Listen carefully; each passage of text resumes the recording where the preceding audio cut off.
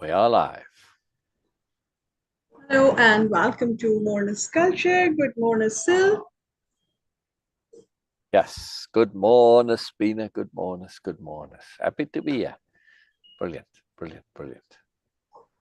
Brilliant. Brilliant. Okay, Everything working good. Everything working nicely. Yes, everything is working good and nicely. And we have a very good time, a very good show with Jill Nicolini. And that was wonderful because we had a surprise there. Okay, and that was full of moreness. Full of moreness, not in terms of that, okay, we were excited about, but actually physically, it's an exemplification of moreness right there. Moreness on top of moreness. And this is something very interesting for me. Anyway, so the thought of the day while Syl is busy doing things, how things happened and how busy sharing. You can say sharing. You can say sharing. I'm busy sharing. Okay, busy sharing.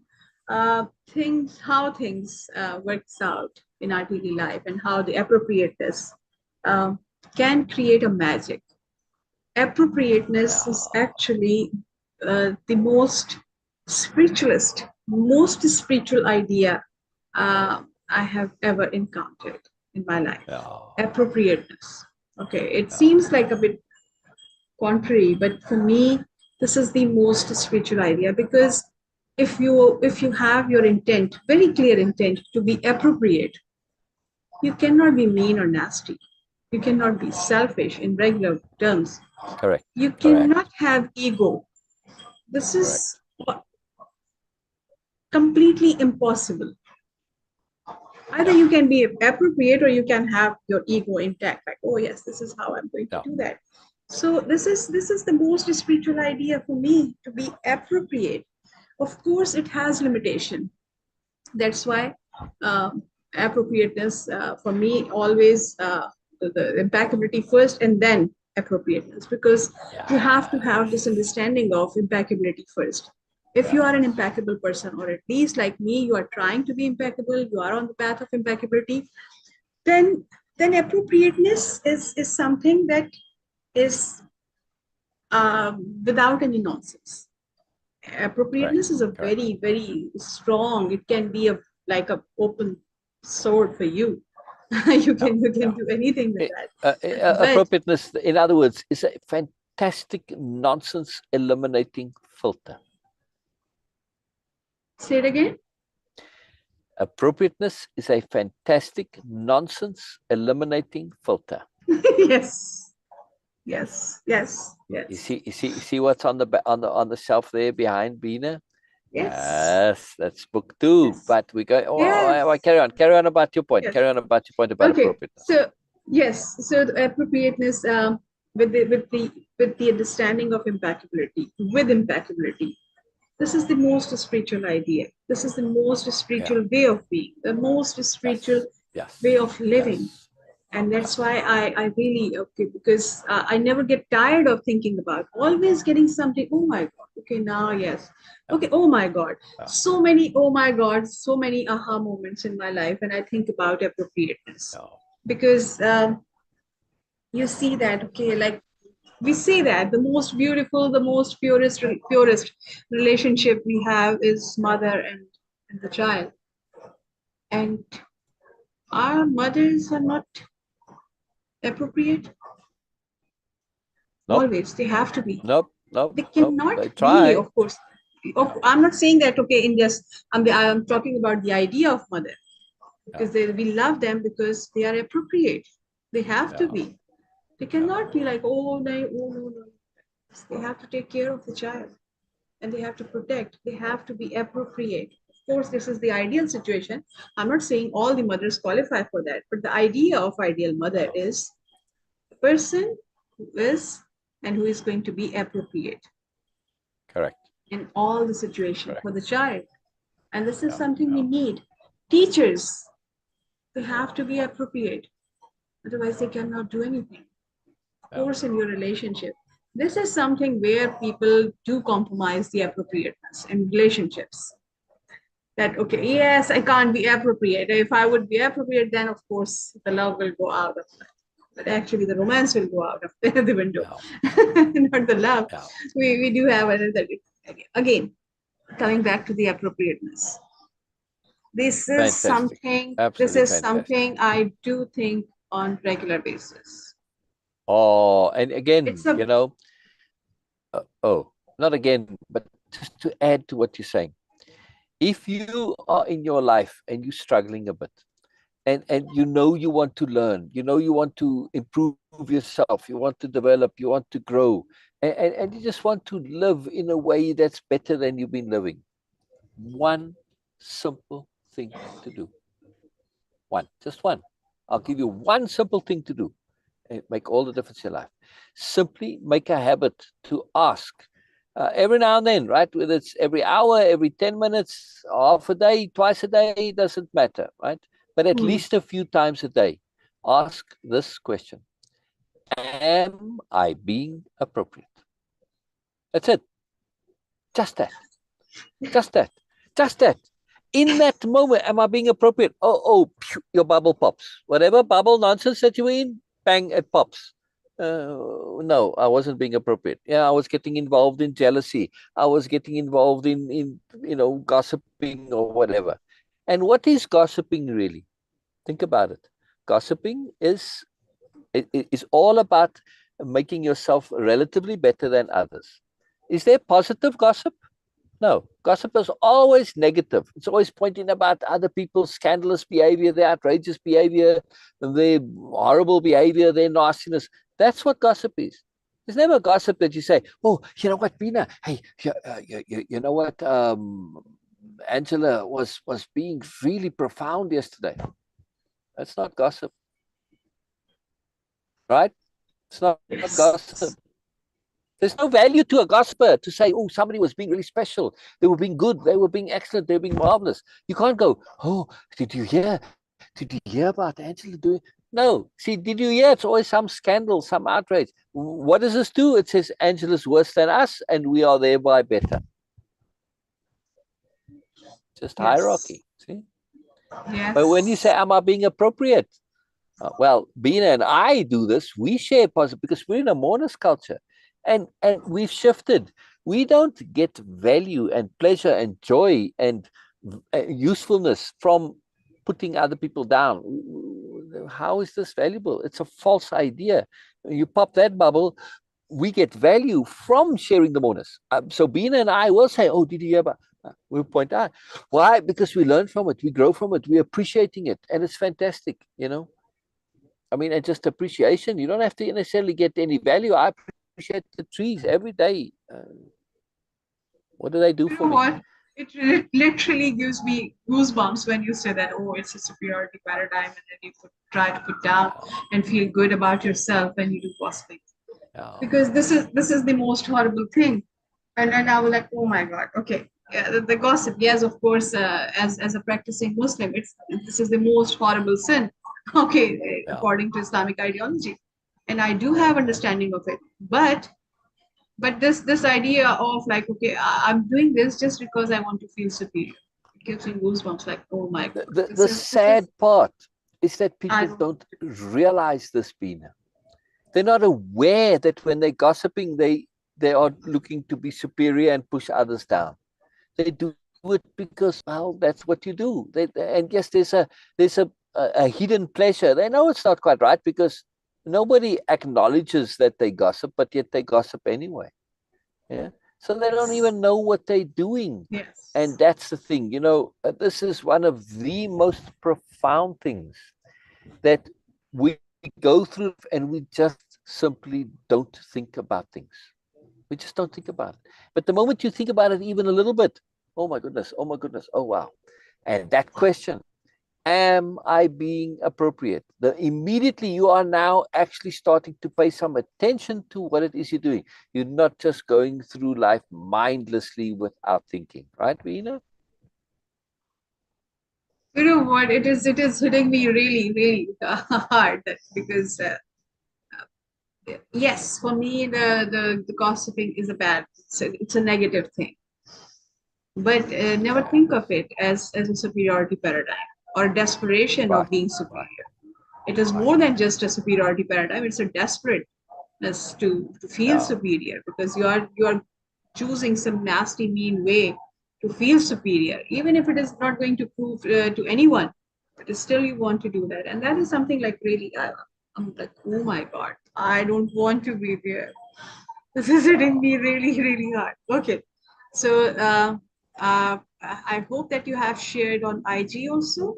Oh yeah. No, I'm done. I'm good. Yeah. All done. Okay. Okay. Everything is shared. Yeah. Okay. Yeah. So But let's it's start sharing because from when we come live, it goes onto my profile, and then I share it to the group, and I share it to my page, and then I send it to individuals who want me to share it to them. Yeah, like Norma. Norma likes me to share it via Messenger because then she gets a reminder. Otherwise, she sometimes misses the time. Yeah. So anybody who wants me to do this, just tell me, and I'd be very happy to send you the reminder. You know, just a link. It comes in your Messenger, and you can just tap on that, and you come right here. Right, and I do it right away. So a very, very simple way. All right.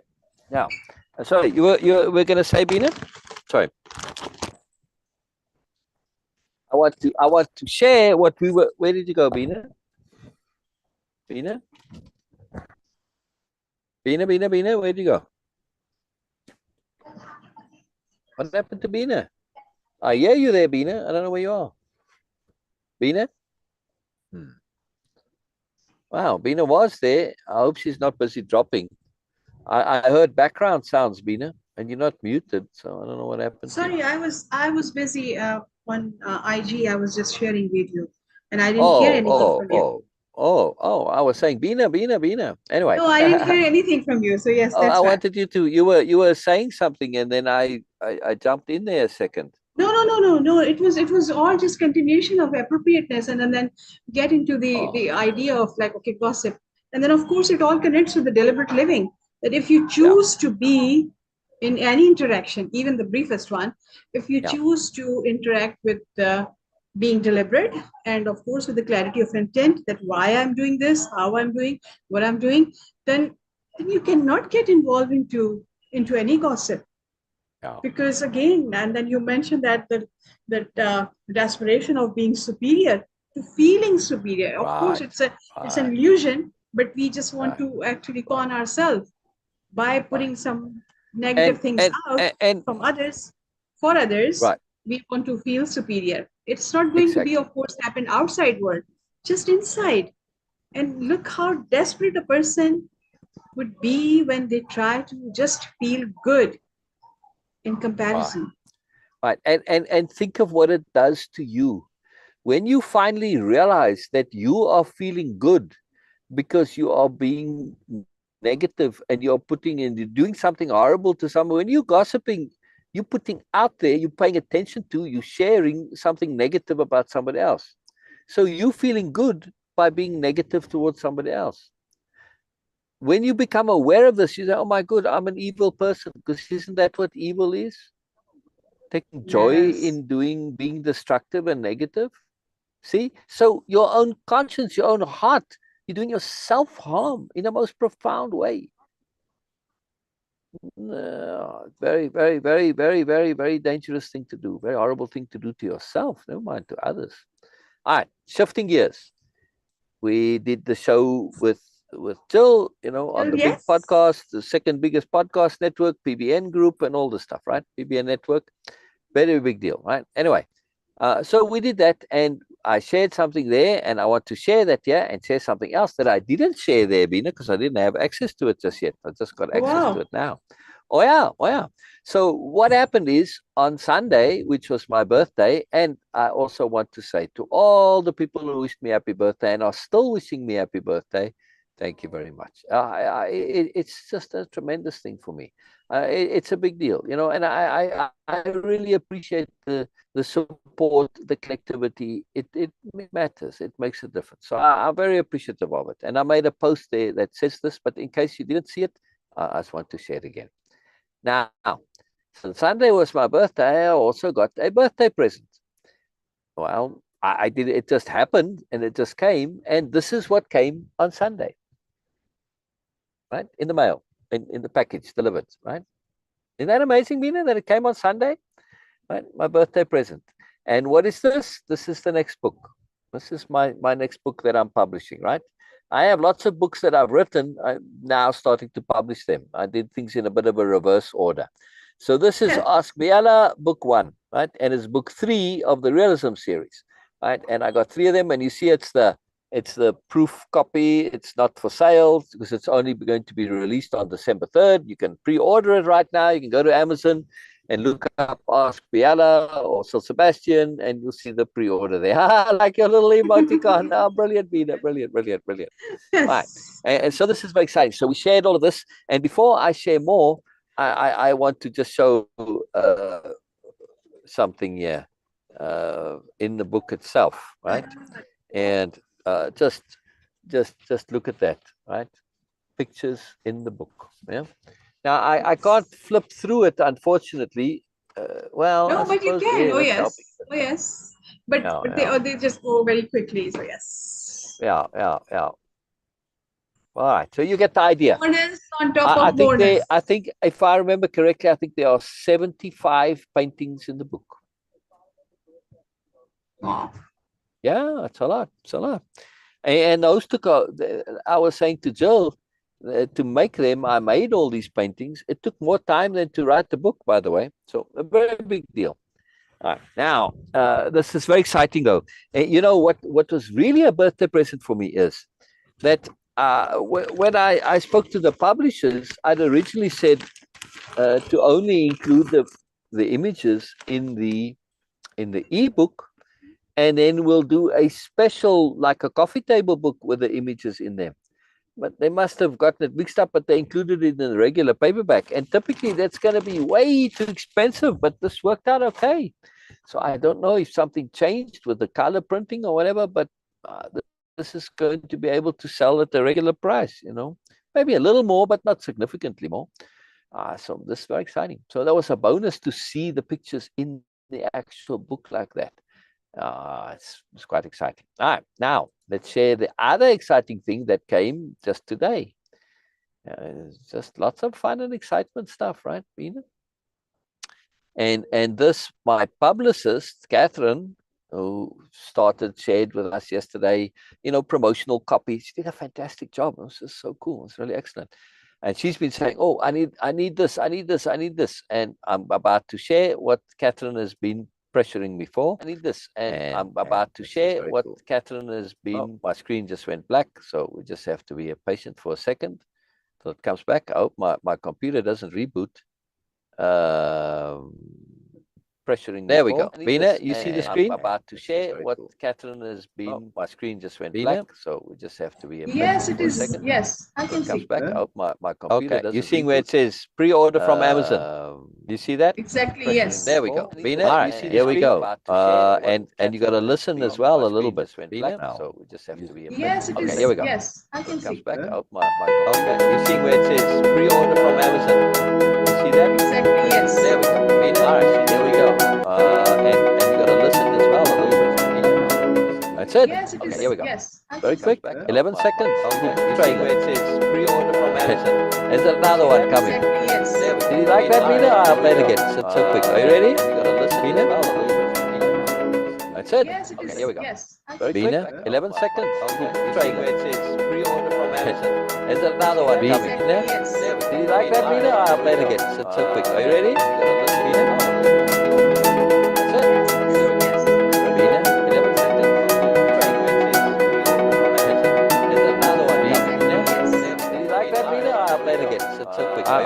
I'm struggling to hear you.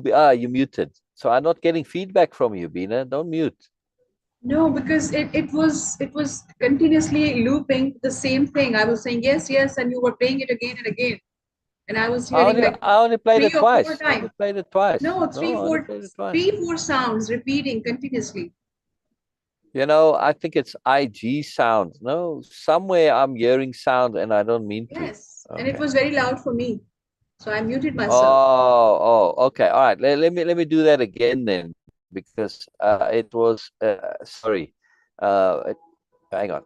That didn't work well. All right, I'll do it again. But don't mute, Beena. I need to hear you, because I keep saying Beena, and then it makes it worse. You see, right? No, yes. Beena's still mute. Right. Okay, I'll share it again. and share it with the sound. Well, it's just music, but you see it. It was playing in the background where I shared it to Facebook, and that took a while to loop up, and then the sound came on. So that's why you were hearing us looping, and it's all a mess. Anyway, just because the internet was slow and it caused that. All right, let's do this again. Just the book trailer this time. Okay. You ready? Yes. All right, here we go.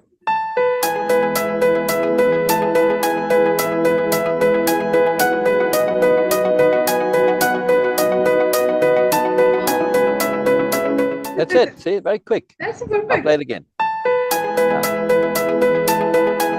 It's like a teaser, right? You know.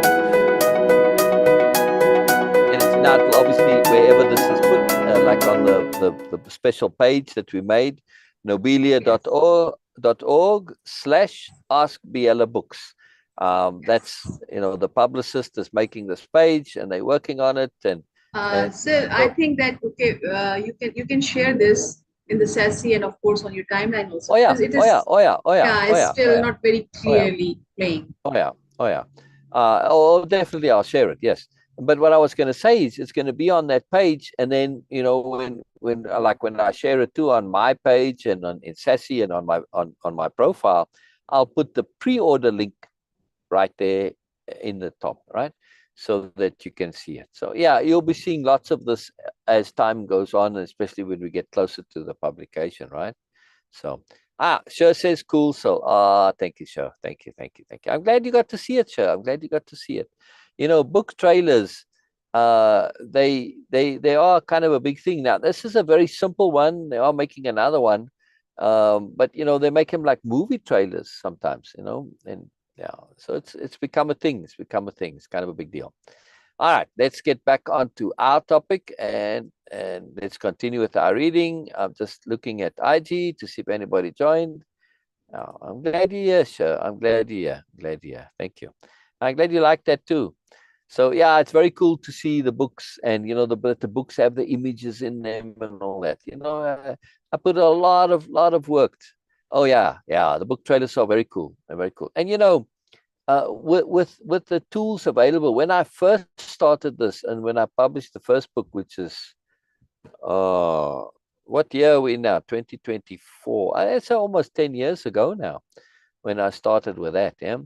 The software tools weren't that we have today weren't there, and to make your own book trailer, this today is so much easier, right?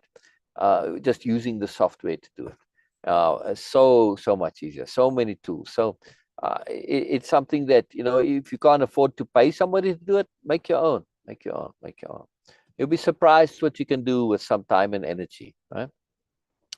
As we go further, by the way, well, I know one author already that we've had this particular author on as a guest before, but the last time this particular author was on, we spoke about like attunement and stuff like that. We didn't speak about their book, but we'll have them on again to speak about their book and about when their next book is going to be published. We'll have them on again. I'm talking about you, Sher, in case that wasn't clear. Right. Now, going forward, right, Beena, I have lots of author friends, and we'll invite them to be on, and especially when we do our own show, to come and be on, you know. It will be fun. Yeah, like Rick Tai and Rose Moon, and of course Sher, and there's a lot of them, right? That we'll have them on. Like on when you watch any show on TV and they have an author that comes, we'll do the same. Authors are they always make for good guests, because to write a book takes a lot. It's not a simple thing, right?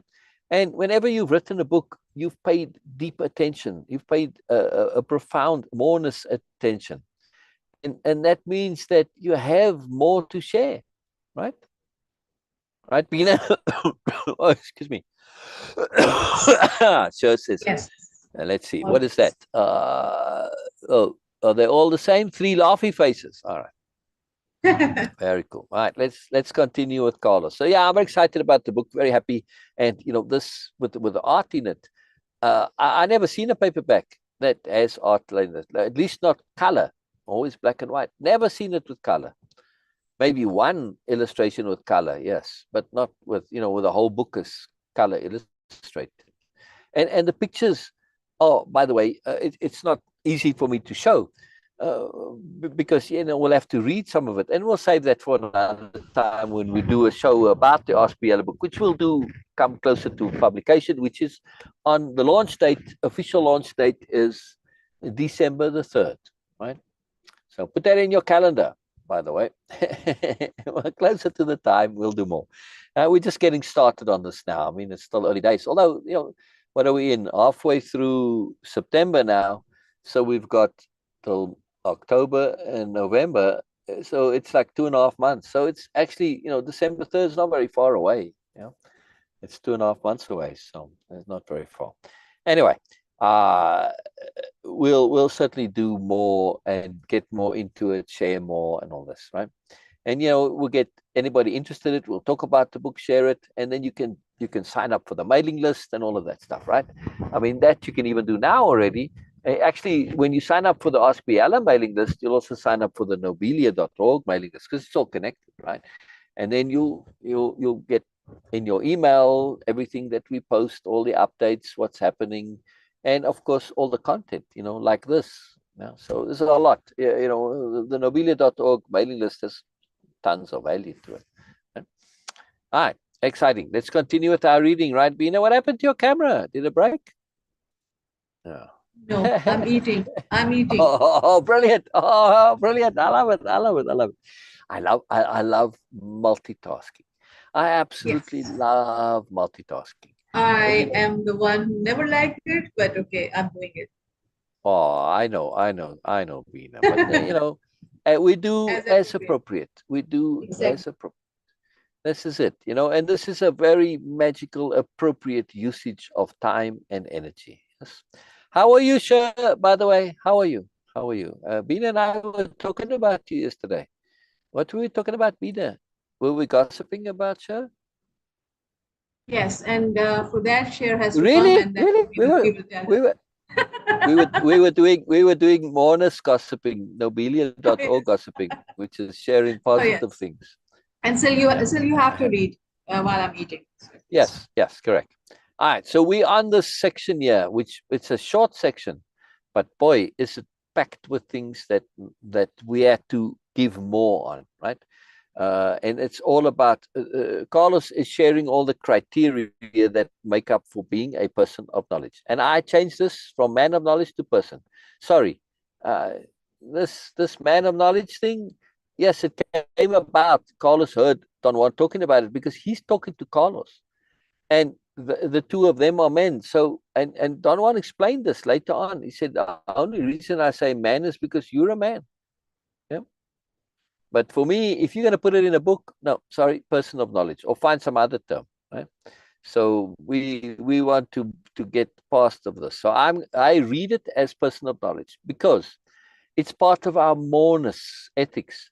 If I read it as man of knowledge, even though that's what's written, I am perpetuating that mindset and that culture, right? Where things are disproportionately man, everything. No, I don't want to keep doing that, right? So person of knowledge, this to me, it's a sentient being, right? Or in this case, person of knowledge is a moreness person, you could say, right? Somebody who's learned and struggled and persisted, not necessarily struggled, but grown, right? So like Sher's a moreness person, right? So Sher says she's busy multitasking also. It's absolutely fantastic. Yes, I hope Sher's busy doing whatever she's doing there, right? And like the Tasawa, he says, yeah, oh, that's who I must send the thing to, Tasawa, because he's in the store working and he's standing behind the counter and he says, oh, he puts it on. And that's watching TV. All right, so he's going through. Carlos is sharing all of the different criteria or the things that are important to know in order to become a person of knowledge. Person of knowledge, well, the previous one was that clarity of mind, which we said really actually clarity of intent, right? And then has to be a warrior. Person of knowledge was a warrior. And we read some of this, and I want to continue where we were yesterday on this. As a warrior, a person of knowledge also needs to be wide awake. A person at war had to be on the alert in order to be cognizant of most of the factors pertinent to the two mandatory aspects of awareness: awareness of intent and awareness of the expected flux. Now, this is Carlos is getting into academic jargon. So yes, awareness of intent. This is clarity of intent. You don't just need to be aware of intent, but if you're making a point to have clarity of intent, you cannot have clarity of intent if you're not aware of intent. And see now, one of the potent tools of Way-of-Impeccability. What are they? The two profound principal core tools: thinking things through to the end and perspective shifting to multiple perspectives. Okay? And look at this here. If Carlos had applied that, you wouldn't say the two mandatory aspects of awareness, awareness of intent. You just stick with clarity of intent, because if you have clarity of intent, you're already taking care of one. Yes. And two, when you have clarity of intent and you know what your intent is, you start paying attention to the world around you to see how your intent is coming about, what you need to do in order to implement and maintain your intent. And that leads you automatically to awareness of the expected flux. Awareness of the expected flux is attunement, right? But again, taking it through to the end, awareness of the expected flux, that's got a lot of complications to it. If you just put it in attunement and then work from there, you're going to get to awareness of the expected flux as one of the criteria. Yeah. Now, awareness of the expected flux, that could be bubbleness, right? That you're busy just in your job or whatever, and you're looking to do this, or like in a game. Yeah. When you're aware of the expected flux when you're playing soccer or football or whatever, right? That's what you do. But you're not necessarily paying attention to life flux, see? So it can be bubble. But whereas attunement, capital A attunement, it's like, well, duh, you're looking at the bigger picture. So it takes care of everything. And I want to emphasize this. This is part of Way of Impeccability thinking. You start with the most overall understanding, the most universal conception, and then you work from there. From the overall, from the overview, you can get to any detail. But from any detail, you will not necessarily get to the overview. Okay? Much more efficient way of doing things. Yet we train to start with the detail where we're at and go from there. But that could lead you to an immersion into that particular bubble, and you never really get anywhere. Very important to understand.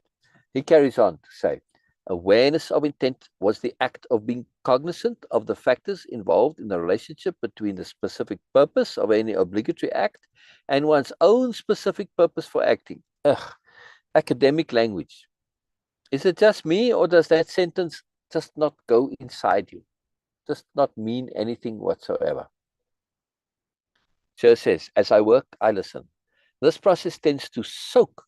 Give me time to digest what I capital H here, to soak in, and time to digest what I capital H here. Yes, yes, and that's important. You know, what we are doing here, we share so much that is truly life-changingly profound. Not just life-changingly profound, but self-changingly profound. And the only way to actually get lasting value is to let it soak in. Part of the soaking in process is making it your own. Part of making it your own is letting it soak in and stew in there and be thought about and get comfortable with. Because you need to get comfortable and you need to own it. And you need to not just get comfortable and own it, but also to really feel the importance of it. Only then does it start to become a part of your life, right? And you start to live it. Very, very, very, very important. So yes, the soaking in, the stewing, very important, right, Beena? Yes. Oh yes, yes. Okay. I was hoping we'd hear you say with your mouth full. I've never heard that, by the way. Never ever. No. Never. It's impossible for Beena. Beena is just a lady now. I you know, my mind is, as you might imagine, somewhat active. So my doctor called me Mr. Syl. Wow, that was quite something, you know. Just made a casual comment. She said, "Oh, Mr. Syl, you need to whatever." And she was very earnest doctor, quite marvelous. Yeah. anyway, but I noticed too when I was watching her feet and her legs, she used them in unusual ways. And then I was watching this. Oh, she's a dancer. And I clicked, right? Dancers have a particular way of using their feet and standing. So as my mind goes and creativity and association and things happen. So I thought, well, next time I greet her, I want to greet her as, and add dancer to the end. And her name is Nora. So I thought, well, I don't want to say Miss Nora because she's not very young. She's not old either. It's indeterminate, wonderful age. It could be anywhere from, I don't know, in her late 20s, I guess, to, I don't know. I try never ever to guess women's age because it really, or anybody's age. I have no interest in it. That doesn't matter to me. But I just felt Miss Nora might be inappropriate. I don't want to say Mrs. either or Ms. Oh, nah, I need something else. Now, this is just inside my own head. I might not do this or not, but inside my own head. So the next thing now, I'm just sharing with you thinking. Yes, also. Moreness thinking, moreness awareness, and creativity. Because creativity also came up recently. So then I thought, all right, well, then maybe I could say Lady Nora. Lady Nora, dancer. Greet her, say, hello, Lady Nora, dancer. Like, wow, how do you know I'm a dancer? Well, at least I'm assuming she'll say that. Well, if you're not a dancer, you certainly move your feet and legs like a dancer. So it's just fun, just to share. I don't know. It's like when you're dealing with somebody who's dealing with people all day long, I know for me, I like to just bring a little extra because it's tedium for the most part, right? And you might as well bring some moreness into it. Why not? It's just sharing of moreness and you adding to life, adding to the moreness of life. Anyway, so okay, well, maybe I don't know if I'll say it to her a lot because she's very earnest. I might not, but let's say I do. Lady Nora, dancer. But then I thought, and she said, oh, lady, yeah, but I'm not a lady, and I said, that could go, and I said, well, she might object and say if she at least knows a little bit about what I say. But isn't this something that's kind of counter to Nobelia and all of that?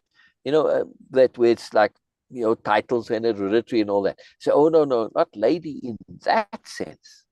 The way I'm using lady in the greater agglomeration, lady is a profession. Oh, you like this idea, Beena? Yes. Now think of it. If I say, oh, Lady Beena or Lady Sher, and it's a profession, and it's one of the most difficult professions to attain. You actually study longer than you do to be a doctor or a lawyer or a surgeon or anything, right? It's like at least 10 years worth of, what does a lady or a gentleman mean? And by the way, lady or gentleman is not gender related. I, as a man, could learn to be a lady and vice versa. It's not typically common, but it's not uncommon either, right? Because now what's the difference? So to be a lady, what are you studying to be? First of all, you are studying to be gracious and refined and cultured, right? Yes. And you say, well, is that kind of snobbish? No. What does that mean? To be gracious and refined and cultured. This is the study of capital D diplomacy. But you're also doing so with a culture part, because the new nobility, they are the de facto diplomats in the agglomeration, in that universe. Why? Because they have honesty and integrity and they study capital D diplomacy. It's a profound skill. But what makes the study of a lady, in this case, we'll just focus on the lady, a gentleman also, but lady, since we're talking about this in my little mini thought, bubble immersion there, right? To say Lady Beena, Lady Nora, Lady Sher. What are you studying to be? Yes, graceful, refined, but cultured also, which means that you are studying art, music, and everything that goes with that, right? And cultural significances, which are trends in terms of philosophical beliefs, spiritual beliefs, popular beliefs, right? You need to, in order to be cultural, you need to be in touch with the entire range. In other words, if you truly today are going to be in this study, you have to know, for instance, like who Taylor Swift is. Well, it's very hard not to know who Taylor Swift is, but there are many people who don't, right? You think, oh, everybody knows. No, not necessarily. But not only do you have to know who she is, but her cultural significance. That's a whole different thing, right? So now you have to be aware of what it means to be a Swiftie. See? And not only her, but others that are likewise significant. So this is just popular culture, but you also need to know classic culture. You need to know historical culture. You need to know culture that was in times gone by, because you need to be able to connect to any generation, right? So you need to know what was going on, back in the 60s, like, hippie culture and, business culture and yuppie culture, all the different cultures, right? You have to be aware of them. This is quite a study. Furthermore, you are, what is it that you do as a lady or a gentleman? Well, for one thing, you are essentially going to be a organizer and also a host, which means that you are ideal for hosting any kind of a function. But of course, you're going to study to host the most difficult and the most biggest functions, which include, for instance, somebody who organizes concerts, like Taylor Swift's concert, right? Typically, at least in the agglomeration, they would have because it's such a big thing, you would employ the most you can, which in this case is somebody who studied to do this, a lady or gentleman, right? And knows all the stuff involved. And so not only that, but of course, any, charity ball, stuff like that, those are in the old days, but also running an NGO, charity organizations. Now you say, yeah, but wouldn't that be like a CEO function? Certainly. What is the difference between the leader or the organizer of, somebody who starts up a charity and is running a charity organization, whether it's now a big NGO or even, just even locally, right? And what is the difference? A CEO is employing people and he has power over them. You don't do what I say, you get fired. Charity organization, you're dealing with volunteers. You can't just go around firing your volunteers because they don't listen to you. It's herding cats. This is a profound and sophisticated skill. Dealing with volunteers is a whole other skill set. See? And now when you look at this function, you see the difference between a CEO and a lady. A lady and a gentleman need to have all the CEO skills and more. Yeah. They need to have that grace, that refinement, that inspiration. Yes.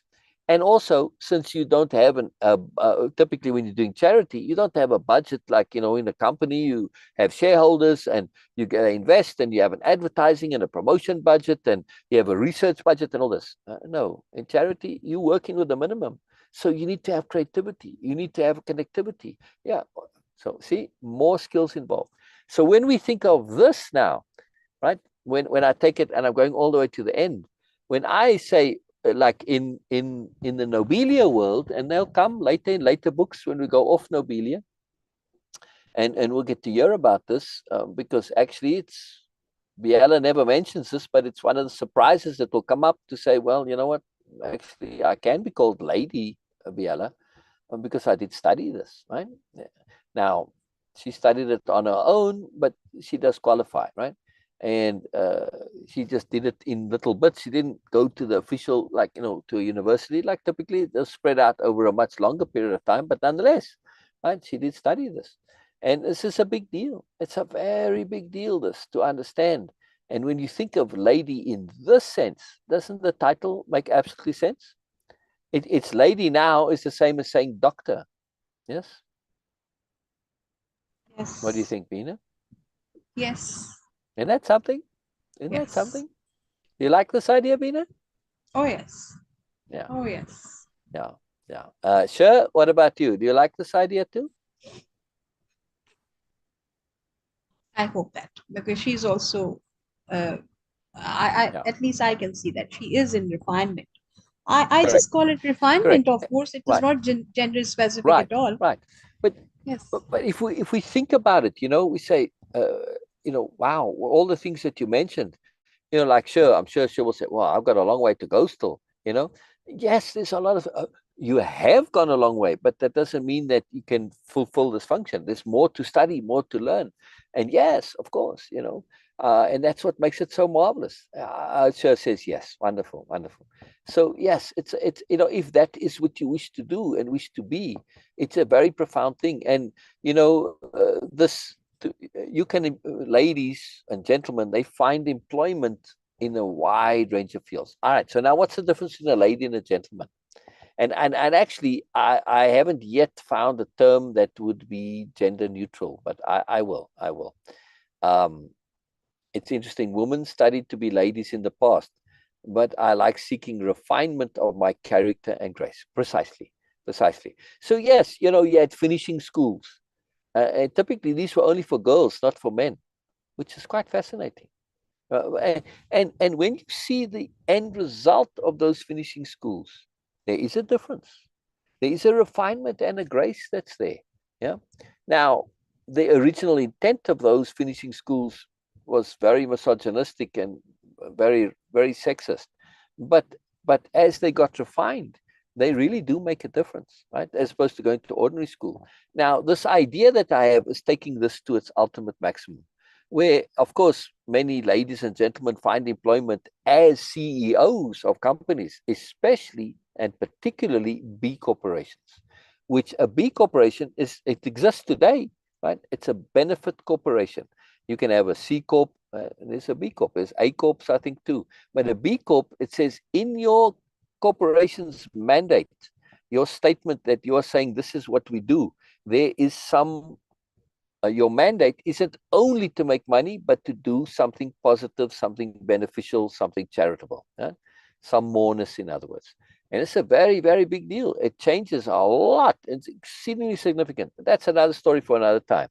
And so as a lady or gentleman, you can find employment as a regular CEO, but typically they end up being, like ambassadors. Wow, this is ideal for an ambassador. If you have a particularly sensitive ambassadorial position, now in the agglomeration, we don't have the same negative politics here, so it's relatively unusual there.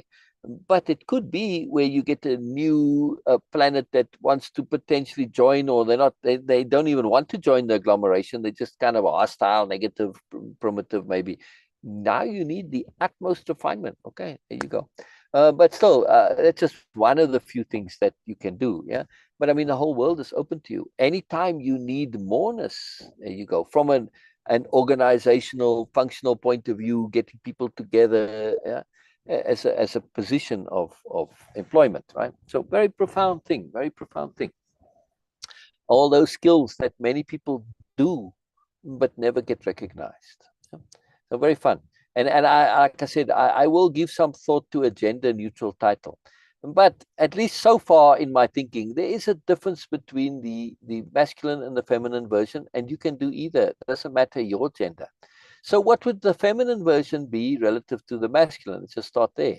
Well, it'd be a focus on the gentler, nicer things. For instance, you would have a focus on flower arranging and understanding how all this goes about, right? So when you think of host, like when you're doing a wedding, for instance, right? Catering, flowers, photography, all of that stuff, right? But or especially the gentler stuff. Now, that would be, in that refinement and the gentler, softer, prettier things, we tend to typically associate with feminine, right? And masculine, we have maybe things that are a bit more robust, a bit more energetic. In the past, at least not in the Nobelia world, it would be things that are a bit more aggressive, oriented, martial, but we don't want to go there in our modern understanding of this. So masculine just becomes a bit more energized, maybe, sports, even though sports is women and men, but more focus on practicality maybe, which again makes it very sexist. So it becomes very difficult. That's why the title has to become, one that isn't to have the gender. It's a little harder to find that focus for men than it is for women, which is rather fascinating because you take out that martial aspect, right? And also the men can't really claim to practicality, and why should men be good at flower arranging? So I suppose in the end it doesn't matter so much. You can be a lady or a gentleman either way, whichever your preference is, and maybe you'll have some specialization, but in practical terms it wouldn't make any difference now that I really think it through, because really, how do you specialize, right? You can't. At least the woman might be able to, but the men can't really. I mean, what do you choose that's masculine, really. I don't know. Anything that's masculine can be feminine. Maybe not quite the reverse yet, but I don't see why it shouldn't be. Yes.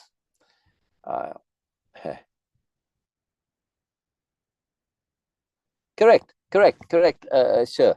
But I'm talking about lady and gentleman being a profession in the agglomeration, right? And now you are studying skills, because now when you say, and you introduce yourself, oh, I'm lady so-and-so, it's like saying I'm doctor, yeah? And it's identifying that you have studied particularly to be able to do things, you see? So I'm saying not lady as in the usual sense of lady and gentleman, but lady as a profession, where you are studying, you're studying organization, you're studying how to deal with volunteers, to organize them, what it takes to like charity organization, for instance, and what it takes to be a host or hostess, right? So host, all of the skills that go into being a host. And again, like I said, it's skills of diplomacy, which, yes, that's diplomatic skill. But what the difference is for a lady or a gentleman as a profession is that you're adding a cultural awareness. So you're aware of popular culture, classical culture, all the arts. You have all of this that you bring to bear. That is an intense study. That's why I was saying in the beginning of this, to study to be a lady or gentleman as a profession, it takes longer than being a doctor or a lawyer or any other regular profession, right? A very intense study is at least a decade long. Very, very, very, very, very profound, skilled study. And of course, way of impeccability is a part of that. Yes. Yeah. So, yeah. So this is a whole different idea, because it started with me thinking I was called Mr. Leon or Mr. Syl, actually. So anyway, she said Mr. Leon because she's my technical name there. But anyway, same thing. Anyway, so it just made me think being called Mr. like that, Mr. with my first name, was very unusual. You very seldom hear people say, like, Miss Beena. I suppose you do that sometimes, sure, but for men it's very rare, right, to be called Mr. first name, right? Woman, yes, but not for men. So I thought, well, how can I reciprocate a little bit? And I just got my mind thinking, and so I didn't want this lady to be a snobbish thing, so right, when it's common in the South, correct. But when you say Mr., though, it's typically Mr. in the last name, not Mr. in the first name. Yeah. Anyway, so I just like this idea. You like this idea of lady and gentleman being a profession that is all about refinement and grace and being able to do more, diplomacy, organization, hosting, all of this stuff, right? It's just a great thing. So they do say Mr. in the first name, Mr. Bob. Yes. Sure says. Oh, okay. All right, that's brilliant. All right, very cool. Anyway, let's continue with reading with Carlos. Just a bit of a digression there. Any thoughts on this profession, Beena? No, I was just thinking about that, how the world has changed, because in literature, because I am lucky that I have seen the black and white movies also, the classics, and also the read some, of course, and being in friend with people who were and who still are in this era, where they call, like, okay, because one of my friends used to call me that, okay, how is Miss Beena? And I'll say, okay, yes, I'm very much okay, and all these things. So it is like, okay, it's a normal thing for me. But of course, the time has changed, which is not bad. I'm not criticizing, but I'm saying that the time has changed. Now, I personally feel the younger generation is getting into more reading again. It's, I don't know, suddenly they're like, okay, I feel that's a shift. They are going to create a new culture, not necessarily the old culture revival, but they might create a new culture where, yes, gender specification might not be there, but still the appreciation of refinement will be there. This is my hope, and I assume. Yes. To think of it as a non-gender title that indicates profession, rather than saying lady this, right? Because now everybody in that world knows what it is. But, in our world, we will take lady maybe meaning something else, right? To do with titles and all that. But if we were to make it non-gender, the closest one that I could think of would be host. So you would introduce yourself as host Beena Sidd, like you say, Dr. Sona. Oh, by the way, I host makes sense, right, Beena? Yes, sorry, but personally, I believe in, like, okay, I have actually, I feel okay, very good and very pleasant when someone call me as my gender, because I completely truly own my gender. I have no complexes, no insecurities about that, and I don't feel any stress about this, that I have to prove myself. This is who I am. For me, it's like duh. So I have no problem with that. I actually enjoy that. That someone, if they're calling me Miss, I enjoy that because this is my gender. So I have no problem with that personally. If other people don't want to, of course I do respect that too. But it doesn't mean that I also no. I love to. Well, I love to be treated as. So the problem a little bit here is Lady Beena works very well as a profession. Oh yes. But if I were to introduce myself, oh, I'm Gentleman Syl. It's kind of hard to say Gentleman Syl. Yeah, I could sit and call you Lady Beena all day long. But to say Gentleman Syl, it's a little tiring on the word. Yeah. And see, so lady works really well here. Yeah. Now, maybe in the future, because there'll be other series of centuries in the future, they just drop gentleman. And when you're doing this, whether you're man or woman, you're called lady. Yes. I don't know, maybe. But host as well, host Beena. It doesn't have the same. It doesn't have the same zap and power to it as Lady Beena. Yes. As a job title. Yeah.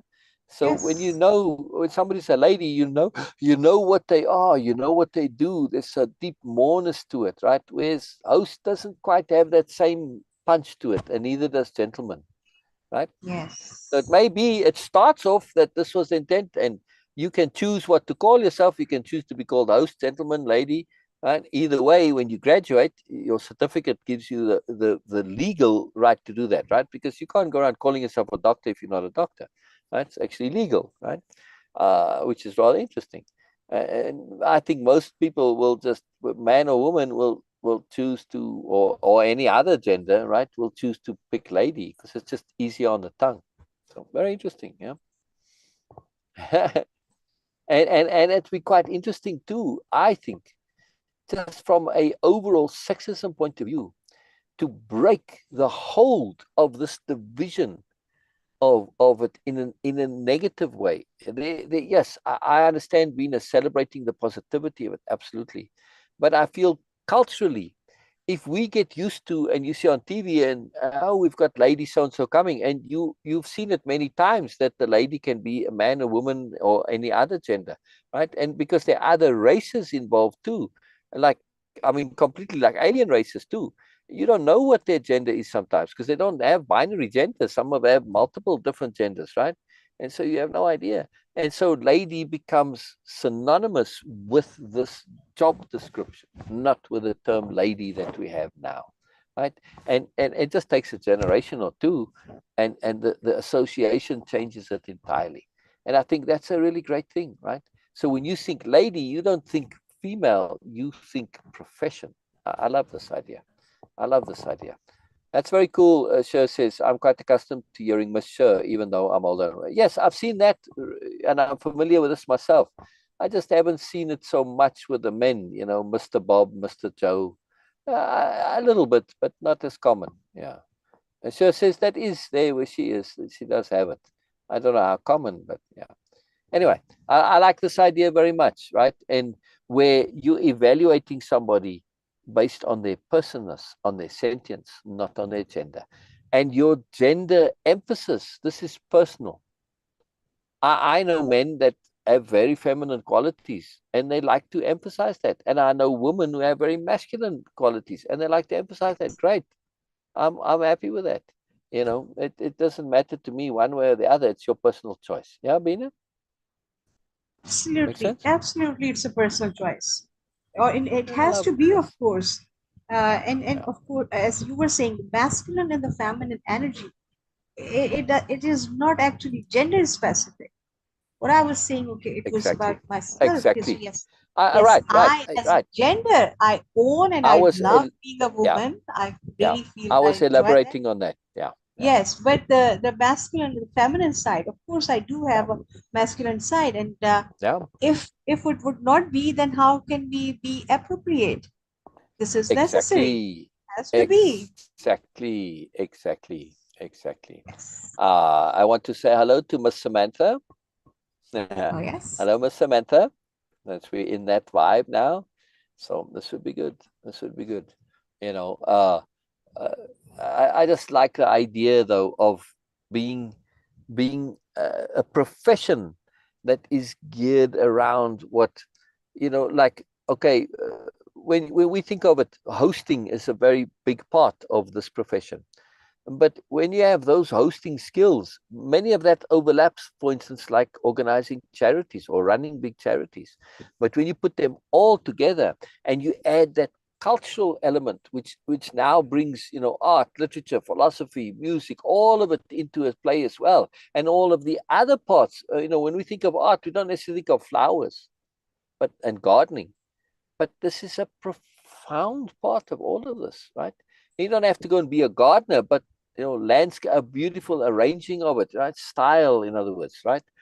This is interior decor. All of this is part of your awareness. This is a lot to learn and know. It's a very profound profession. Very profound profession. A very big deal. Yeah. So it's something that, to me, as just something that you wish to pursue from a moreness point of view, this is wonderful.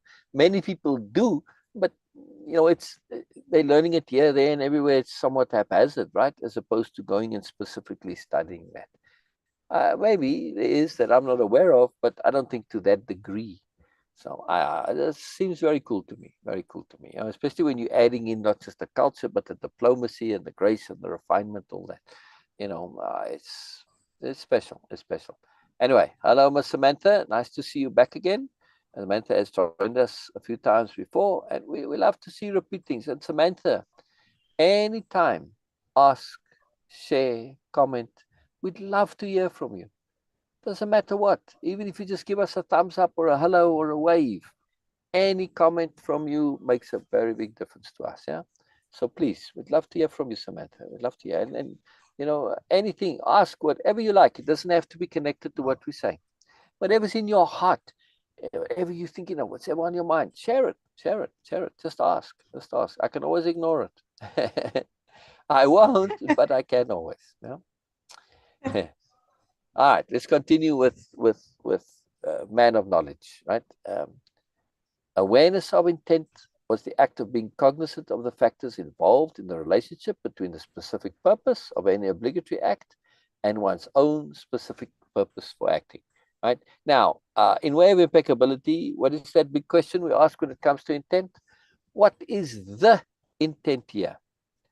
Being cognizant of what was believed to be, where was that? The factors involved in the relationship between specific purpose and one specific purpose. And that's asking what's the intent in general and what's my intent. Much more clearer than this fussy way of saying it. Since all the obligatory acts had a definite purpose, a man of knowledge had to be wide awake. That is, he needed to be capable at all times. A person of knowledge had to be wide awake.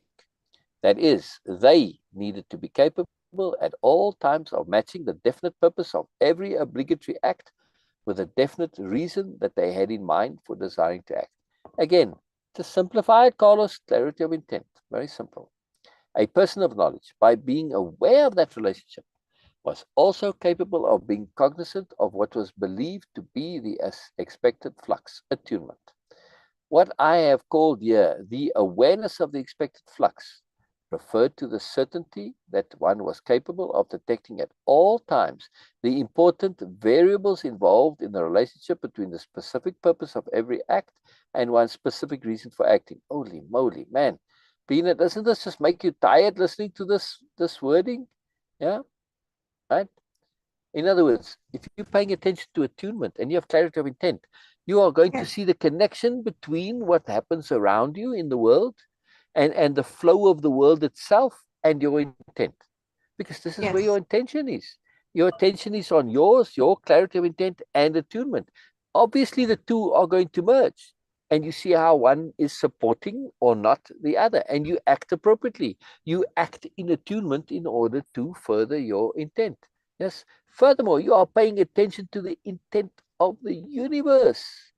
My intent means nothing if it's going to go against the universe's intent. I throw my intent out the window right away. I said, oh no, this is not appropriate. Why? Because the flux, the flow of everything is going to be working against you. So let's take our river analogy. My intent, and I'm on the edge of the river and I'm in an eddy there, and fine, my intent is making me essentially go upstream. Yeah. Because in the eddy, you can do that. Now, the eddy will only take you upstream for a little bit, and then it'll take you a little bit down, and you'll go in circles for the most part. Yeah.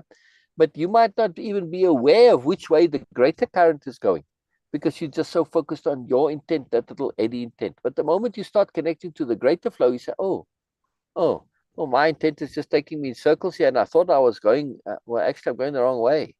Yeah, because temporarily the eddy took me a little bit upstream. But no, that's a lot of work. My personal intent is one which will be satisfied by going against the greater current of the river. Well, of course, you can do this if it's like really, really important to you. It's possible to go upriver, but man, is my intent really that worth it? And I'm going against all of the universe to get my intent. Never mind, I'll just go with the intent instead. Yeah? See what I mean? You end up with this understanding of appropriateness relative to appropriate energy usage, and life is very easy. And you start to quickly become aware of how appropriate your intent is relative to the great intent. Now, of course, being in attunement means your personal intent and the intent of the universe all the same. No, life is very easy then. Life is very easy, and you just get in tune and off you go, right? Very simple. All right, let's continue with Carlos. By being aware of the expected flux, one was supposed to detect the most subtle changes. This is just capital H hearing and capital A attention. When you are really paying attention, you notice the most subtle changes, and they can be incredibly significant. Yes. Think of driving. If you're driving along the just a regular road, yeah, well, you can be out on a highway too. If you take a screenshot through your eyes at any one moment, yeah, Beena? Yes. You have a static image now, right, of the road. And if you take another screenshot a moment later, it's going to be exactly the same. And another moment, it's going to be exactly the same. For the most part, that is your screenshot is exactly the same. But at some point, there's a change in that screenshot. Oh, there's one little change. There's a green that's now red in slightly different position. Very subtle change, but it makes all the difference in the world, correct? Yes. Driving along the highway, same. Suddenly there's a little shape in the middle of the road. Not a very big thing, small thing, can be anything. You know, it could be a squirrel, it could be, you know, some garbage, whatever. Subtle change, but it makes a big difference. So we are used to paying attention to subtle changes. We notice them. This is how we survive. Because, well, you know, a spider is a subtle change, but it can make a very big difference to you. So we notice subtle changes because they really make a very big difference. Yeah, they can be very profound. But we have to be paying attention to notice the subtle changes. Yes, that's the key. And when you are paying attention in a particular way, then it changes everything. Your brain is geared, it's hardwired to be able to notice change when it's significant. And the way to have it be significant is depending on what is emphasized, where your focus is. Yeah? If you're paying attention to intent and flow and attunement, that's what's significant. Your brain notices it. That's how the brain is geared to be, right? Yes. By being aware of the expected flux, one was supposed to detect the most subtle changes. That deliberate awareness of changes. Now, deliberate is emphasized here. And when I emphasize that, yes, because in our writing, we write it with a capital D and capital A awareness. Yes. That deliberate, and I would actually hyphenate it, because deliberate awareness is a different thing to regular awareness, right? So now if you read it as deliberate awareness of changes accounted for the recognition and interpretation of omens and other unordinary events. Yes, we call them anomalies because anomalies, as we've said many times, when you understand and think about it, anomalies is a much better term than omens. Omens, they have that implication, and the definition is that there's a predetermined definition of when something happens, this is what it means. But in reality, that's never so. In reality, it's always relative to the circumstance, and also the magic of the universe is that those subtle changes, they are particular to you as an individual. They are intimately personal. Omens can never be intimately personal because it's predefined. It's not possible. When you make this understanding of an omen, of an anomaly, and how intimately personal and attuned to you specifically it is, it blows your mind. Wow, how did the universe know all this about me? And you feel so honored, you feel so special, you feel so wonderful that you've been given something that's precisely, exactly attuned and right for you. And not just one thing, like omens, oh, this is what it means. It's typically just one meaning, because that's very, very primitive thinking. Things have a meaning. Nonsense. They've got multiple meanings. When you truly understand an anomaly, you get layer upon layer upon layer upon layer of significance and meaning and value for you personally. It's the most incredible, magical, fantastic thing. It's just too brilliant. It's really, really awesome. Anomalies are incredibly fantastic. Sher says, being attuned, capital A, attuned. I am able to, capital U, understand. I am to be still and listen for what comes next. Yes, capital L, listen for what comes next. It's a big ask for someone who can be challenged with patience, capital with patience. It is, sure, it is, but it's simply a retraining of habit. And once all of this becomes a new habit, it's easy. It's only difficult in the beginning. If you want to really get a phenomenal understanding of how changing your habits is disproportionately difficult in the beginning, and how exponentially it gets easier, shift or train yourself to write with your other hand. I did this. I shifted from being right-handed to left-handed. Day one, oh my God, this was... if I hadn't understood learning, I would have given up then, right? And others tried it. I was in my store at the time, and I challenged the employees to do it. They wrote 2 or 3 sentences and gave up. No, I can't do this. No, impossible. Their self-importance prevented them from persisting. It was extraordinarily difficult in the beginning. You had to go slowly, you had to really concentrate. But each time I did it, it became exponentially easier. By the end of the week, I could write. By the end of 2 weeks, it was no big deal. Okay. I still could write easier and more fluidly with my right hand and still do today. Yet it's not an issue to write with the left hand. And I don't write very often. I write very little, so I'm out of practice. And then I did it a bit more. And as soon as you practice, it becomes easy. The key point to remember is that initialness, if you remember how difficult it was in the beginning compared to how it was after a week, then you apply this to the new habits. Yes, I know it's going to be difficult in the beginning. All I got to do is just persist, and it will come easier. And then you see how this goes exponentially easier, and it changes your life. Because now you can start to do all sorts of impossible and difficult things that you otherwise would never, ever, ever make an effort to attempt. Yeah. Somebody's on a truck here, a flatbed truck with stuff on the back, and they stopped, but they stopped in the middle of the road outside. Why? Why stop in the middle? Why not pull off to the side, whatever you're doing? I mean, it seemed to be tying something on the back. Very peculiar, very anomalous. See, so I pay attention to anomalies, subtle nuances. When they stopped, and it wouldn't have been any effort for them to pull a little bit into the side. All right. Anyway, anomaly. And they're tying something that seemed like it was tied up, or they're untying to take it off. And the only thing that I can see on there is, oh, okay, maybe they're delivering something. All right, we'll see in a moment, because there is a hand truck there. And whatever they're tying, whatever they're delivering, oh, very exciting, very interesting. I have a security monitor because I get a lot of packages. So they used to deliver them here. So, I can see what they're delivering. And that's what I'm watching right now. So TV of the outside. I can't see. I can see through the window, but I have the window blocked because it's very hot. Otherwise, the sun comes in there. All right. Anyway, let's continue with our reading here. Fun stuff, right? Paying attention to intent. Paying attention to intent is one of the most rewarding things that you can do. Intent on the overall, the intent of a circumstance, like now, yeah, I'm watching. What is the intent here of this driver with this truck, right? Because it seems anomalous. Yeah, maybe he was just not thinking. If he's going to deliver to me or my neighbor, either way, he's at the furthest point away that he could be. He's in the middle there, right? It's like not furthest, but I mean, he's not closer where it would be easier. So I'm paying attention to intent. Now I got to assume that he wasn't just being careless, because if he is actually delivering something, it's going to be extra work for him. So there must be a reason why he's parked there.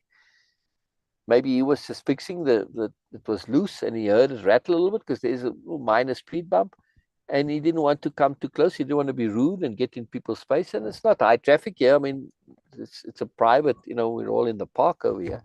So maybe it's just being polite. I don't know. But now I don't see him anywhere in evidence. He's not tying the thing up anymore. So I don't know what's happened to him. Wonderfully anomalous. Wonderfully anomalous. No. Perhaps it's an example of your point in reading. It is, sure. It is. It is an example of paying attention to intent. And not just, oh, that's interesting and let it go there. When I look at it from an intent point of view, now I see a lot more than I wouldn't otherwise see. So yeah, very good. A perfect elucidation for you. Yeah, it's a gift from the universe. It's an anomaly. All anomalies gifts from the universe. Very, very cool. Being aware of the expected flux, one was supposed to detect the most subtle changes. Yeah, the expected flux here, which is flux implies change, but just the expected flow of our things, which I rather call it pattern and rhythm, rather than flux. Much better term. We are experts at pattern and rhythm. Just try it. Just do something that you normally do and change the pattern of it, change the rhythm. You notice it immediately, or others, hey, what's going on? And typically they'll say, oh, what's wrong with you when you change your pattern? Well, we all know this with hairstyles, right?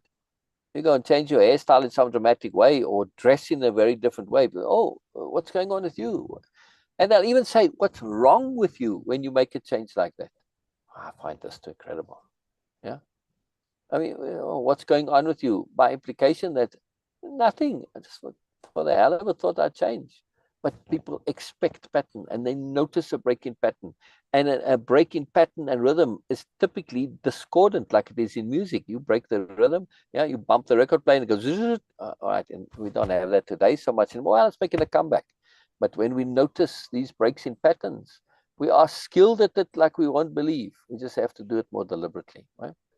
So very, very, very helpful there to understand this, right?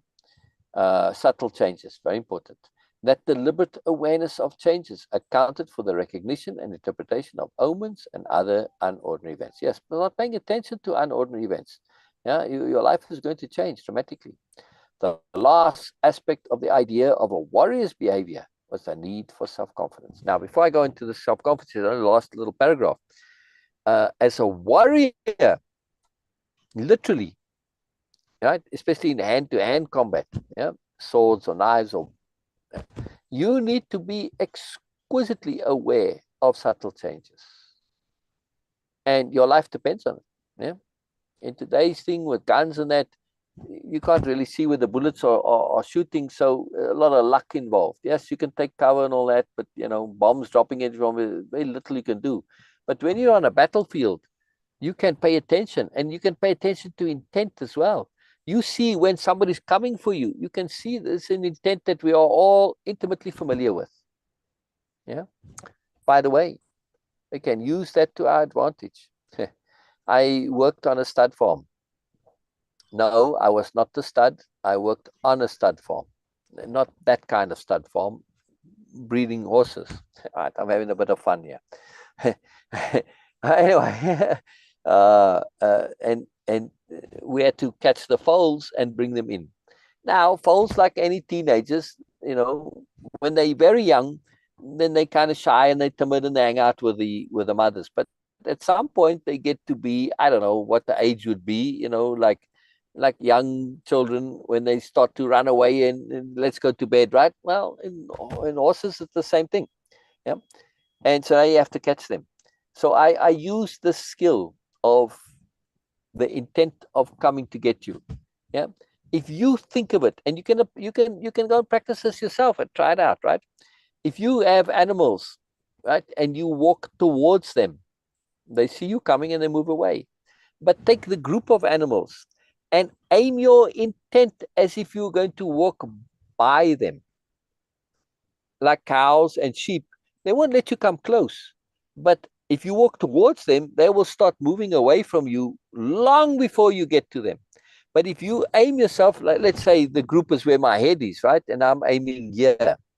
So I'm never looking directly at them. I'm always looking just past. Yeah. Now I'm also heading towards, but where I actually pass them, the distance is very close. At that point, I'm close enough to make a dash for it and grab one. I could not do that walking directly and going straight at them. All about intent. See, I shifted my intent to be focused past them as if I'm going past. They also can read intent and they see my intent is focused over there, which has nothing to do with them. Okay. Again, they will let you come close, not completely close, because there's a point which they'll run away anyway, regardless of what you're doing. Right? But still, you can get way, way closer than you could otherwise. Very fascinating. Right? Very fascinating. And also, when you're on horseback, animals will let you get much closer than when you're not, because they can't perceive that intent there. It's just different to them. No, very fascinating stuff. The last aspect of the idea of a warrior's behavior. Oh, there he goes. No, absolute, doesn't seem like anything happened there whatsoever. Oh, I don't know, mystery. Like she said, simply just a point, to make a point. The last idea of a warrior's behavior was the need for self-confidence. That is the assurance. Now, what he really means to say before I go, I thought the assurance, she was going to talk about self-assurance, but no, it's something else. Don Juan actually said self-assurance, not self-confidence. This is a miscategorizing here, misunderstanding by Carlos. So I'm going to read it as self-assurance. Was the need for self-assurance. I explained this yesterday, the difference between self-confidence and self-assurance. That is the assurance that the specific purpose of an act one may have chosen to perform was the only plausible alternative for one's own specific reasons for acting. Again, clarity of intent. Yes. So we get our self-assurance not just from having clarity of intent, but also from living in attunement. Now, when you have true clarity of intent, you are taking attunement into cognizance, right? So it's all fitting together. And when you're acting in attunement and you know your intent is appropriate, how can you not be self-assured? Why is your intent appropriate? Because it is founded on impeccability. It's why it's way of impeccability, because it always comes back to impeccability being the groundwork, being the foundation, right? And you can have self-assurance because you're acting impeccably. It's very simple. Very, very simple. Without self-assurance, one would have been incapable of fulfilling one of the most important aspects of the teachings, the capacity to claim knowledge as power. Yes, very important. You cannot claim knowledge as power if you're not impeccable. Never going to happen. Because you know what you have is BS. Right? Can't do it. Can't do it. Can't do it. Very cool. Very cool. Love those smiley faces, sure. Love those smiley faces. Love them. Love them. Comments, Beena? Comments, Beena? Yes. Please continue. That's it. We're done. We're done. We're done for the day. You want to done? Okay. Yeah. No, that's much it. bonus and yes. Well, we're also at the end of that section, Beena. You see, yes, we're at the end of that section too. So. Yes. So much bonus, Syl, like always, and I'm still my mind is still there with the lady, and of course, like as a profession, yes, because this is something very profound. To actually promote refinement and finesse, and of course, correct. Nobility in life. In other words, of course, there have to be refinement and grace and yes, is nobility. So to have right, that, but stages right, towards that. right. And the difference here, Beena, is that you're doing it with culture and art. Yes. As an extra influence, because all of the nobility part, this is the nobility have, but they don't necessarily study culture and art and literature and philosophy, and all of that goes with culture, right? To be cultured is a profound study and can take you all your life. To add a way of impeccability and nobility, I mean, this is an extra thing to do. Now, for the new nobility, yes, they have an awareness of culture and they do pay attention to it, but it's not of primary interest to them. Their interest is personal growth, personal development, and so on, right? So therefore, they have a connectivity because they are attuned to the world, and you need to know something, but they're not experts at it. To be a lady or a gentleman or a host, you have to be expert at it. And that's a very particular study, which is going to take away from your personal growth and development somewhat, see? So it's a trade-off. It's a trade-off. But it all depends on your own personal predilection, right? Many people, they are absolutely focused on and intent on service. And I just thought now, another potential title would be servant.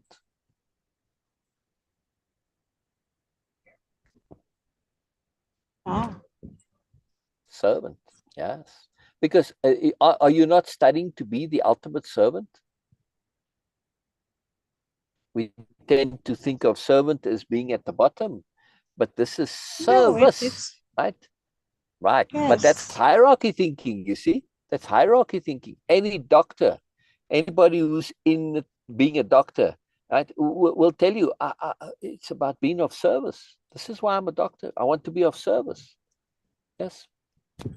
See? And when you're doing charity and hosting, this is of being of service. So servant, this is a potential title, or server. Yeah. It doesn't have the ring of lady though. Lady is to say, oh, server Beena, what would you like us to do? It doesn't work. Lady Beena, what would you like us to do? See what I mean? This not even close to the same power of it. And to me, it doesn't matter what the gender is. Once you get over that understanding, the word, for just in the way it sounds, is easy to say, rolls off the tongue, and it works for this. Yeah. Anyway, very, very cool. Very, very cool stuff. I love this idea too, this profession, and it's something I'm going to write it into the story, right? It's a very big deal. Dushkatari has joined us as well, and the Q is silent, so Dushkatari Q, but it's Dushkatari. I'm having fun with Dushka's name. It's Dushkatarik, but it just sounds so cool when you say Dushkatari, and then the Q you can even add it later. Dushkatari Q. I don't know. I just have fun with it, Dushka. I just have fun with it. Yeah. It's such a wonderful name too, Dushka, I don't know. I love it. But Dushkatari, I don't know. It just runs together nicely, right? You read it as one. Yeah, one. Yeah. And Samantha, I love that you're here. I love that you're here. Sure, love that you're here. I miss Norma and all the others, we'll see them again.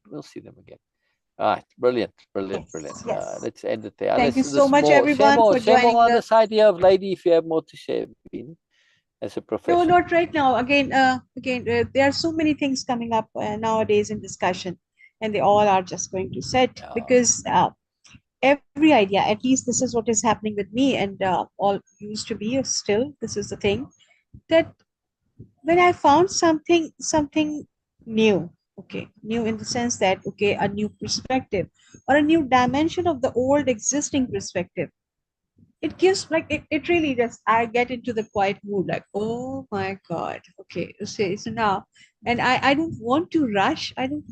This is something, of course, I cannot rush, and I cannot just say something about it that oh yes, or now I understand, so yes, but it cannot be done. At least this is for me. Again, I'm saying that it's very personal. It cannot be done. If you find something like coming to you, towards you, like a newness, you have to be receptive. Just be receptive and let it come, and let it stew there, And then, of course, it is going to make connections. And then you will come up with it, something like, oh, wow, okay, so now it all makes sense. Of course, it is making sense right now, but still, I want to just let it be there. This is the idea of receptivity, when you don't resist. And again, Syl, I'm just continuously thinking about this idea and working on it also. That why people, because in Way of Impeccability, the huge part is capital H hearing. And we have a wonderful program for that. Yes, also the capital H hearing, helping without helping, and of course, and there's so many other names also. Exactly. Because this is the key. This is not only for the people who are into coaching and counseling, but it is for the just very personal relationship with your parents, with your children, with your spouse, with your colleagues, everyone, even with yourself, even with the universe. So the capital H hearing. And Syl was saying that that's why people get into this helping idea, that, oh, I should help. Oh, I want to help. And that was, it never goes out of my mind. And it's, I did this, okay, I was reading it when Syl was actually compiling, making all that course. I'm saying compiling because he already has all those things, so he was just adjusting. So, and I got a chance to experience that.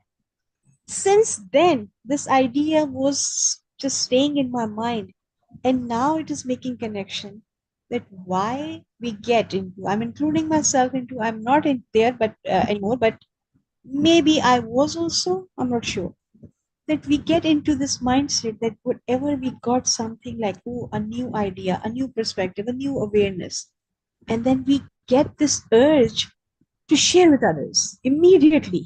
We have to say it, we have to, oh, now I want to help others, I understand now. Okay, oh, now I have learned, so now I'm going to share with others and I'm going to help them. I was thinking about that. Since then, it's been more than a year, of course, like 2 years now. But that thought was still sitting in my mind. And just few days ago, I realized that unless or until we make it our own, our whole being treat any new awareness as a foreign object or as a foreign body in our being. There you go. And then the whole system, the whole being start to throw it out. And we assume that, oh, I want to help others. Actually, it is just to get rid of this because it is alien to us. Oh, it is going to change everything. We need to get rid of it. And the best way, the most pleasant, the most aesthetic way to get rid of it is to, oh, I want to help others. So I don't need this, other people need that. And it was mind-blowing for me. And I realized that, oh my God, okay, now it all makes sense that why it happened. I'm not blaming anyone who want to help others. I'm not accusing of anything, but I'm saying that we need to understand, is it a real aspiration to help others and we are in that position, we already understand everything, or it is just that my should mindset, my conventional way of being is trying to get rid of this foreign ideas, foreign to it, like foreign to that old conventional being. And because of I'm going to throw it out, then I will get rid of it. Now it's their responsibility. They are going to take care of it. I don't need this. It was mind-blowing for me. Literally mind-blowing. Brilliant. So why I'm sharing this again, because first, of course, I want to share as many time as I can so I can be more articulate in that what I really want to share with the fullness. And the second thing is the emphasizing for myself by saying that I'm giving my mind message that, okay, oh, before sharing, make it your own, make it your own, make it your own. Absolutely. And the third, absolutely. Yes. And the third most important thing why I'm sharing this, as Syl was mentioning that, okay, this is how my mind works. This is how I work. I operate. That if something is valuable and I see the moreness into it, I allow it to come. I don't resist it. I don't get into that. Okay. And something when it is really giving me so much to think about, I get into a quiet mode. Oh my God. Okay. You can say that I do get a bit in quiet mood because of the grandeur of what is coming, the awareness. Oh my God. Okay, so yes, just let it be and don't resist. And then, of course, it will make its own connection and let it work. We need to allow the workspace for the new awareness to alter our should mindset. We need to allow that. And I'm giving that. So what I read, what I learned 2 years ago, now it is making sense. Sure. Yes. Oh, go ahead. No, now it is just settling in. And of course, now I feel that the time is coming, then I will be more articulate and more comfortable with this. And then the I will time share. has come. Oh, yes. You are already more articulate, but you will be more articulate. Yes. Yes. Yes. And sure, also, I see it with sure too. I see it with myself also. It's very powerful, very powerful. Sure. Please add to your quote file the following. Yes, your own quote file, sure, quoting yourself, in other words. Yeah? I've learned not everything that makes sense is for me. I let ideas, conceptions, and information set now before I decide there's something there for me. That a powerful quote, Beena? Wonderful. Wonderful, indeed. Add it to your quote file. Sure, it's a big deal. It's a big deal. It's a very big quote. Sure, unbound. Sure, unbound. Yeah. Very cool. Very cool. All right. So I was saying, Beena, you know, I was saying I wanted a gender neutral term to replace lady, potentially that works. Yeah, I will. That is my takeaway for today, says sure. And the term that I feel works really well here is server. Right? Not servant, but server. Right? So now I say, oh, yeah, I can introduce myself, server Syl. And everybody knows what it means, right? Because it's your job title. It's like saying doctor, right? Or architect or lawyer, right? You're introducing yourself, but it is, I don't know why doctors only have that in front of them, but so be it, you know. But to say, you know, server Beena, and I can call you and talk to you, you know, address you as server Beena, server sure. This works. This works really well. You know, server Beena, where should I put the tables? What would you like me to do with the guests? Whatever. Right? You see what I mean? It rolls off the tongue the way lady does. Server Beena, and it has that ingrained appreciation also, that I'm acknowledging your monas here, which is also important, right? Because we like to do that, and it helps, right? So, thank you. Yeah. See, and Syl put it there as after the name, you know, like you say, Syl Sabastian, PhD, MBA, whatever, right? But Syl put it as a qualification. Syl Sabastian, server. Sure, Marchman Day, server. Beena Sidd, no comma, server. Yeah, I like that. I like that very much. I like that very much. And then, you know, people can address you as server, server Syl, server Beena, server. You know, it's like facilitator, right? I mean, that would be, and facilitator does come into it in the story already, you know, in the Clara's class stories, right? In the schools there, because it's all about the school system, at least the new nobility school, which isn't, it's not about learning to be a new noble. This is regular schools that just happen to be run and funded by the new nobility. But it's for anybody, for regular, you know, anybody.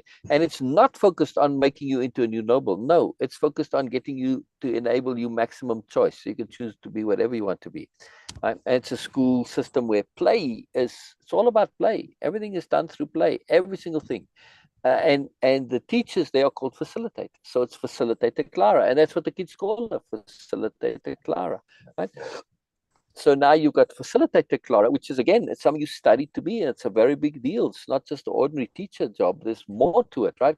Because you're facilitating, you're not teaching. It's a very different skill.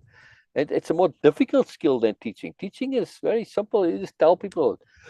No, that doesn't necessarily mean they learn. Facilitating is you taking their innate desire and innate ability to learn, and you facilitate it. You make it easier, make it smoother, right?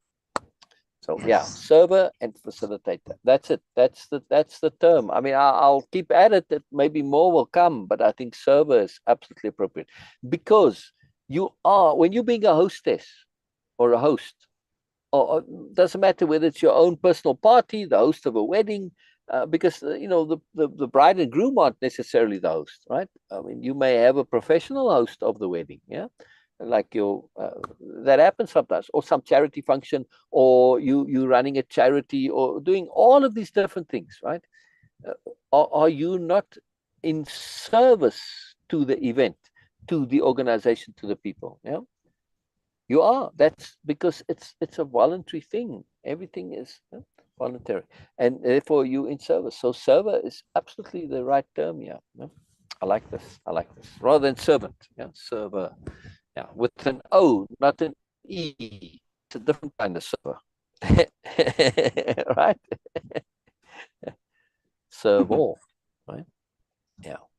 Just in case. We don't see that term very often. You know, we think servers are waitresses, and it's not even, the term isn't even used. You know, it's waiter or waitresses, or even waitresses fallen away. It's just waiter, you know, but or wait staff.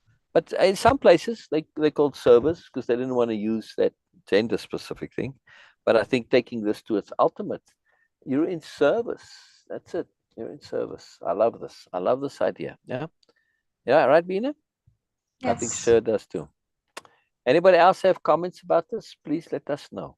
You know, mostly I'm sharing about things that we've thought through to the end. We've perspective shifted on to multiple perspectives, and you know, new creativity like this typically doesn't come up because we're doing something different. But when it does, it's fun to share it, and you see the process involved, and you see the openness and this willingness to take in, the willingness to be influenced, the willingness to be affected. Yeah, it's very important. It's very important. Brilliant, brilliant, brilliant, brilliant. I love it. I love it. In other words, we are practicing collaboration. Yes, very cool. Very, very cool. Don't you think, Beena? Very cool indeed. I do like this background, by the way. It's just fabulous art. Yeah. I'm not sure if it's something I created or not. Now? Yes, yes, yes. Okay. Go ahead. Thank you so much, everyone, for joining us here on YouTube and Instagram, and also in the group of Facebook Live. Of course, if you are watching us recorded and you find some value, please do click like and subscribe to this channel and leave a comment, even if it is just hello, because by doing so, you are going to help us to train algorithm for ourselves. And of course, you are going to help yourself to train algorithm to bring more value and goodness into your life. If you really want to live a stress-free life, a major part of it is that not paying attention and being careless about what you are actually feeding to yourself and to your soul. So if you want to have a peaceful life, start with training your online algorithm, which is going to ultimately affect your life algorithm. Actually, they are kind of the same now. Online life is not part of life. They are life now. And we have to pay attention, because the online activities are not going to decrease in any way. It is going to increase more and more day by day. This is how the world is becoming. So please do pay attention to online algorithm and refine. We were talking about refinement, that how we want. Do you ever think of that, okay, whatever you just find, you are going to start eating? We don't do that. We choose. We choose our food wisely in terms of whatever we like. Okay, some people like healthy food. Okay, their preference is different. Some people like tasty food, their preference is different, and some just like new and of course innovative things. This is their preference. So it's not about being healthy and all that. I'm just saying that, okay, we choose wisely according to our preferences, which might not look like wisely to others, but it doesn't matter. You are choosing, you are making deliberate choice in terms of your food. So when you are doing for your food, this is your soul food. This is your food for your mind. Be careful and make a choice. Just make a deliberate choice, and this is the start of deliberate living. And one of these steps is now for the online recording. You are here, so why don't you just click and like and press the notification bell so you can be notified that yes, we are live again and you will find some value. Thank you so much for joining us. We will see you guys. Okay, don't go too quickly. Don't go too quickly. I want to just add some little magic from the universe. Right? Always very important. So while I was listening to Beena, I just shifted to be more comfortable, and I have a second monitor over there. And typically not typically, but it's my gaming monitor, right? And I was just noticing the login for the particular game that I play. And they have, in a side of it there, they have just kind of updates that come from the gaming company that they tell you about patch notes, stuff like this, right? Great deals on, try and sell you stuff or whatever. But sometimes they have an update. I almost never, ever, ever look at that even, because it's typically stuff from the corporate side of things. And it's not a lot of interest to me. But today, something caught my attention there. And I actually clicked on it to see what it was, open up the website that it takes to, right? And but really, it just says Equinox update. We're in the Equinox expansion. It's Equinox update : sovereignty.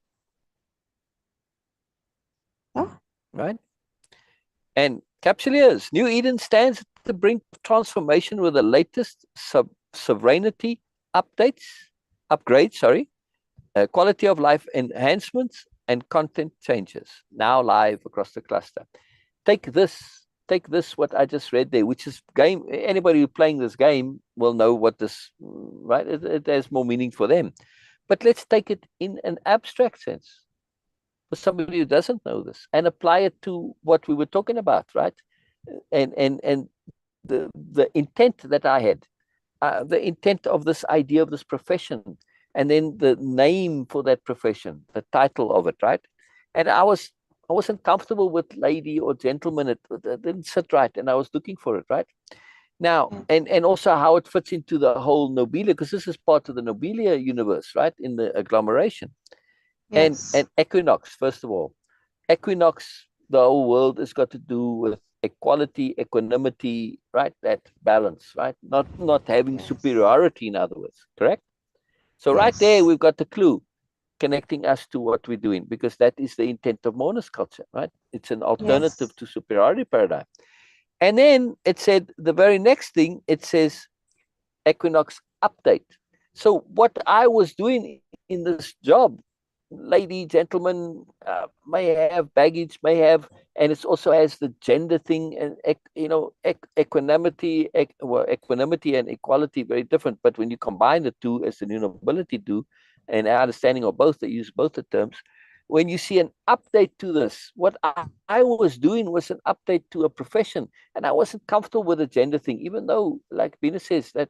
But so I am making an equality update to say I don't want a gender-specific title. Yes, and then it says Equinox update : sovereignty.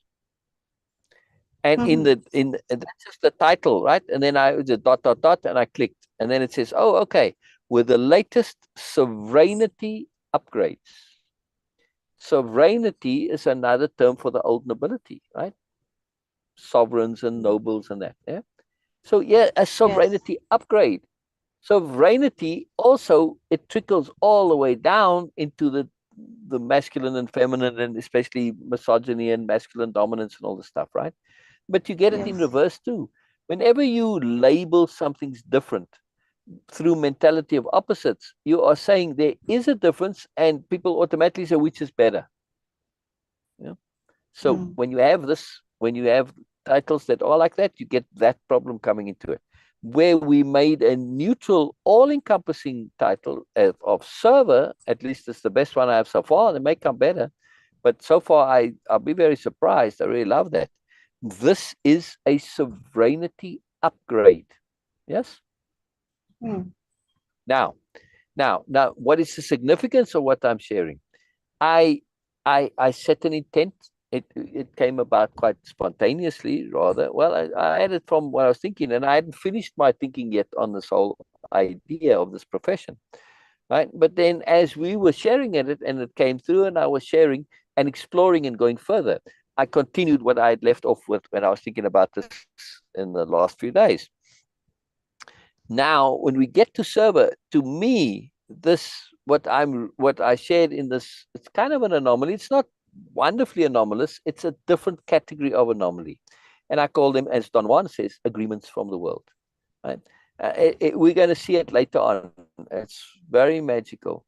It's very cool and very humorous, actually, when Don Gennaro's around, agreements of the world, agreements from the world coming. But to me, it's like the universe is letting me know, yes, Syl, you're on the right track.